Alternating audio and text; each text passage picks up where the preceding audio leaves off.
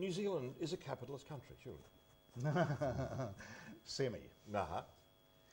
We're one of those mixed economies that you talked about. What does New Zealand need to do in order to make a better New Zealand? Become capitalist. Be more honestly capitalist. So what specifics would you do? If you've suddenly got the show to run, it's all yours. Oh, yeah. Oh boy. Is this a threat or a promise? No, it's the baubles of power. The main thing to do, of course, you've got to realise you can't just do that. You can't just wave a wand and make everything happen overnight. But you've got to lower the tax burden and you've got to lower the regulatory burden. In other areas, just remove so-called crimes off the statute books that have no victims so that you relieve the pressure on the police force. So that means decriminalising not just marijuana, but all drugs so that the cops aren't spending their time running around looking for P-labs and that sort of thing. So you remove victimless crimes, and that's something you can do quite quickly. It might be debatable that a P-lab is victimless. Just surely the people doing it. And yeah, but no one forces them to take it. No. Now, the other side of that, of course, is you must have very tough law and order provisions in place so that people know if they commit a crime, whether it's under the influence of a drug or not, the law will come down on them like a ton of bricks. So you might, on the one hand, approve of seatbelts, but you wouldn't approve of the enforcement. Compulsory seatbelts. Do you mind if I pinch your water? Go ahead. Yeah, go ahead. Compulsory seatbelts, unless, of course, you've got to realise that in a free enterprise society, the roads would be privately owned, and if the owners said you can't come on these roads without a seatbelt, but then fine, that's over to them, and that's still part of this voluntary interaction thing that we're talking about. It's when government, we're safety obsessed. And I'm interested in all these child experts coming out and saying kids aren't allowed to do anything. You can't climb a jungle gym without getting a resource consent to put it up and then some kind of consent to climb the damn So this thing. is the nanny state that people the nanny state, you're talking about. Now, in John Galt's huge speech in Atlas Shrugged there, he said that he would make a pledge that he would never live his life for the sake of another man, nor ask any other man to live for him. So altruism's out.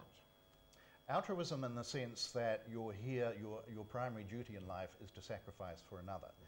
Altruism, the way objectivists use the term and the way it was used by Auguste Comte, who coined the term, doesn't just mean benevolence, which is what most people think it does mean. It means self-sacrifice on principle, that you live for others. That's the literal meaning of it, otherism. So yes, that's out. But it doesn't mean that you don't interact or do things for each other, but it's by mutual agreement and it's a reciprocal, informed self-interest, rational self-interest. Yes. Because many religious organisations would talk about either sacrificing or at least doing service to others without expectation of return. But I think you don't have that. You wouldn't give something without some expectation of return. Well, I might, if the thing is a big enough value. For instance, I'm a great lover of operatic voices. If I knew someone, a young student who had the greatest voice I ever heard, but lacked the wherewithal to pay for lessons, then I might well provide, if I had the wherewithal to do it, give that person the money, not just lend, because there is actually a return in the development of the voice. It's a value. Well, if you read Atlas Shrugged, you realise the extent to which Ayn Rand talks about values. Life is about values, the pursuit and acquisition of values. Quite a lot of the language, I thought, both in what you've written and what I read from Atlas Shrugged there, is quasi-religious. It's talking about the meaning of life and the beauty of life and so on. It's quasi. Well, it's like religion in many ways. Well, but there's no mystical element. No. Well, like Marxism was a kind of secular Marxism religion. was a secular religion. I don't think you can say that about objectivism, because the one thing it tells you to do is repair to your reason.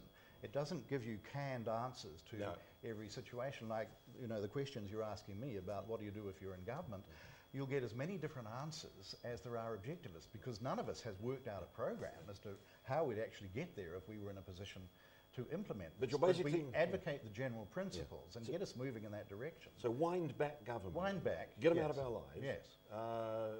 And have a lot more freedom and get rid of the prosecution of victimless crimes. Yes, and in your own life, make sure you're enjoying it. Ayn Rand said at one point that contrary to the religious idea of morality, the idea of morality is not to suffer and die, but to enjoy yourself and live. And of course that's one of the reasons she was detested by everybody. Morality necessarily, in the traditional view, whether it's secular or mystical, is something that involves mortification and suffering and self-denial. But the objectivists won't have a bar of that. It's not hedonism. It's not sort of mindless self-indulgence, because the mind is I was going to say the mind is everything, but the mind is fundamental in objectivism. One final question, because we're out of time. Was this example of television brain dead? No, and I thank you very much for it. And I thank you very much, Lindsay. We've got to end the program now. Grateful thanks to Lindsay Perigo and to you, our audience. Thank you for spending some of your time with us. Here's a thought to take away with you, and it came from Lindsay's website. He said, "We seek nothing less than to change the world." Until our next conversation, I'm Noel Cheer. Good night.